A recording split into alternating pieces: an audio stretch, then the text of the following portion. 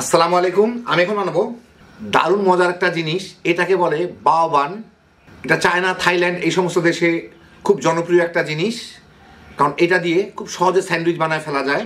ওরা ছোটো ছোটো স্যান্ডউইচ এগুলো দিয়ে বানায়, তা আপনারা আমি দেখাই দিচ্ছি, আপনারাও কেমন করে বানায় ফেলতে পারবেন। বাচ্চারা খুবই পছন্দ করবে, ঝামেলা কম এবং অনেক স্বাস্থ্যকর। তার সাথে শুরু করা যাক। আমি এখানে 1.5 কাপ হালকা গরম দুধের সাথে হালকা গরম আঙ্গুল চুবায় রাখা যায়, এইখানে 2 চা চামচ ইস্ট দিচ্ছি, আর প্রায় 1 টেবিল চামচের মতো চিনি দিব। দিয়ে এটাকে একটু গুলায় নিব। গুলা এটা পাশে রেখেই আমি এখানে ময়দা নিচ্ছি 2 কাপ, এর মধ্যে প্রায় 1 চা চামচের মতো লবণ দিব। 1 চামচ হয় না, আর একটু দেই, হ্যাঁ লবণ দিব। দিয়ে এইটাকে একটু মিশাই, এর মধ্যে আমার এই দুধগুলা দিয়ে, ইস্ট মাখানো দুধগুলা দিয়ে একটা ডো বানায় নিতে হবে, রুটি পাউডার মতো। যদি প্রয়োজন হয় অল্প একটু ময়দা অ্যাড করব। এটা একটু মাখাই নি, তারপর হাত দিয়ে মাখাইতে হবে। আমার এর মধ্যে আর অল্প একটু ময়দা লাগবে, আমি সেজন্য আরও 1/4 কাপ সিকি কাপ ময়দা দিয়ে দিব। দিয়ে এখন এটাকে আমি হাত দিয়ে ময়ান দিয়ে একটা খামির তৈরি করে নিই। লবণ চিনির পরিমাণটা দেখে নেবেন নিজেদের পছন্দ মতো, বাড়ায় কমায় যা করে করতে পারেন। হইলো মোটামুটি ভালোই, একটা নরম হইলো, একটু তুলনামূলক একটু নরম হয়েছে। এটা আরও নরম হয়ে যাবে, অসুবিধা নাই, পরে আরও ময়দা মিলানো যাবে। এখন আমি এটাকে ঢেকে একটু গরম, অপেক্ষাকৃত গরম জায়গায় রেখে দিব। এখন ঠান্ডার সময় বোধহয় ঘন্টা 2-1-এর মধ্যে ফুলে যাবে, 1-2 লাগার কথা।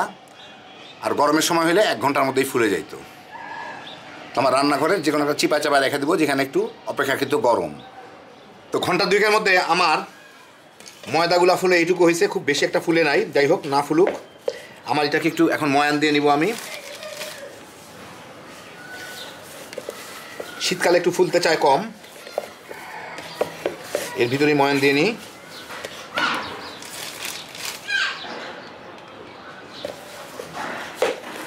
নিলাম। এখন এর থেকে আমার ছোট ছোট করে লেচি কেটে নিতে হবে, আমার পছন্দ মতো সাইজের। এই যেরকম ছোট ছোট করে কেটে নিলেই হয়ে গেল। এরকম করে কেটে নিলাম। এখন আমি এখানে একটা লেচি নিয়ে এটাকে ভালো করে একটু ময়ান দিয়ে নিই, যাতে ভিতরে কোনো বাতাসের বাবুল না থাকে।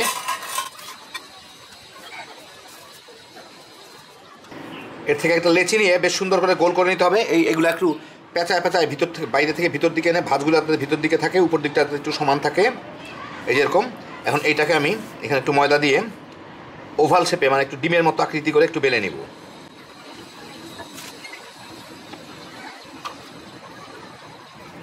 খালি খেয়াল রাখতে হবে এই পাশ দুই পাশে যাতে একটু মোটা থাকে, একটু ঠোঁটের মতো থাকে আর কি, একটু একটু মোটা থাকবে, বাস হয়ে গেল। এই যে বেলে নিলাম। এখন মাঝখানে আমার একটু হালকা করে তেল ব্রাশ করে দিতে হবে এক পাশে। আমি হাত দিয়ে দিই, সেটাই সবচেয়ে ভালো হবে। তেল ব্রাশ করে এখন এইটাকে ধরে এভাবে উল্টা দিতে হবে। উল্টা দিয়ে একটু চাপ দিয়ে বেলে নিতে হবে, লম্বা করে হয় যাতে একটু, বাস এই সাইজ হইলো। দেখেন এই সাইজ হলো অনেকটা এইরকম। এইটাকে আমি এখন যেই তার উপরে আমি স্টিম করব তার উপরে রেখে দিব। এটা ভাজার সময়, আমি স্টিম করার সময় নিচে একটা বেকিং শিট দিয়ে দিব। আপাতত এখানে রেখে দিই, কতগুলা দেখি কয়টা হয়। আমি এখানে 6টা বানিয়ে নিলাম। নিচে বেকিং শিট দিয়ে আমি এগুলাকে তার উপরে রাখছি যাতে লেগে না যায়। দেখি বেকিং শিটটাকে একটু বাঁকা করে দিই, তাহলে একদমই প্রায় লাগবে না। হ্যাঁ, রেখে দিলাম। এইভাবে একটু ফাঁক ফাঁক করে রাখতে হবে। এখন আমি একটা ভিজা গামছা দিয়ে এটাকে ঢেকে রাখবো প্রায় 10-15 মিনিট একটু ফুলার জন্য। তারপরে আমি এটাকে স্টিম করতে দিব। আমি এখানে একটা পাতিলে কিছু পানি ফুটাই নিচ্ছি, পানিটা বলক আসতেছে, একটু কমাই দিই এখন। দিয়ে এখন তার মধ্যে আমি এই যে পাও বনগুলা রাখছিলাম, এগুলাকে আমি এই কাপড়টা উঠায় ফেলাই। 15 মিনিটের মতো হয়ে গেছে। এগুলাকে আমি এখন এইটার উপরে দিয়ে, একটু ফুলে গেছে, এগুলো একটু ফুলে গেছে, এগুলো একটু সরা টরা দিয়ে যাতে মাঝখানে ফাঁক থাকে একটু, এটার মধ্যে দিয়ে আমি ভাপ দিয়ে নিব। এর উপরে বসায় দেই, দিয়ে এইটার উপর একটা ঢাকনি দিতে হবে। আমার এত বড় ঢাকনি নাই, আমি একটা স্টিলের প্লেট পাইছি, এইটাই এর উপরে বসাই দিব যাতে পানিগুলা ভিতরে না পড়ে, পানিগুলাতে এর গায়ে গায়ে লেগে পড়ে কিংবা যেভাবে হোক বনগুলার উপরে যাতে না পড়ে।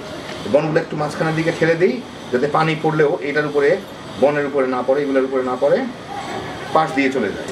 এখন আমি চুলার জালটা বাড়াই, এটাকে বলকে নিয়ে আসি।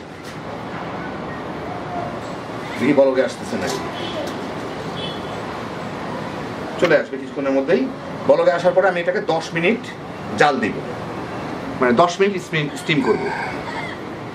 প্রায় 12-13 মিনিট পরে কি অবস্থা দেখি, আমি বরঞ্চ গামছাটা দিয়ে উঠাই। এই দেখেন হয়ে গেছে আমার, হ্যাঁ হয়ে গেছে আমার পাও বন, বেশ ফুলে ফুলে ডুমা ডুমা, উপরটা একটু একটু নরম নরম থাকলেও কাঁচা কাঁচা না থাকলে চলে। এখন আমি এটাকে উঠাই নিব, উঠায় ঢেকে রাখবো একটু ঠান্ডা হইলে, তারপরে আমি থেকে তুলে নেব। তো এই দেখেন হয়ে গেল আমার পাও বন। একটু টান দিলে এটা খুলে যায়, খুলে গেলে ভিতরে আপনার যে কোনো ধরনের ফিলিং ঢুকাই নিতে পারেন। তো এটা দিয়ে কী করে স্যান্ডউইচ তৈরি করা যায় আমি পরে দেখাই দিব আপনাদেরকে। আপাতত বনটা দেখাই দিলাম। এটা দিয়ে আপনারা এর ভিতরে ইচ্ছা করলে যা কিছু দিতে পারেন। আর এটা একবার বানায় কয়েকদিন রেখে দিতে পারবেন, কোনো ব্যাপার না, পাউরুটির মতনই। খালি ওভেনে বেক করার বদলে আমি এটা স্টিম করলাম। একটু ফ্রাই চিকেন কিংবা অন্য কোনো কিছু থাকলে এর মধ্যে ভরে বাচ্চাদেরকে সহজে একটা স্যান্ডউইচ বানিয়ে দিতে পারেন, ওরা তামা তামা করে খেয়ে ফেলে দিতে পারবো। খুবই কাজে লাগে, হ্যাঁ বিজোসের একটা আইটেম। আল্লাহ আপনাদের সবাইকে ভালো রাখুন, সুস্থ রাখুন, নিরাপদে রাখুন। ইনশাল্লাহ বেঁচে থাকলে আবার দেখা হবে। আল্লাহ হাফিজ।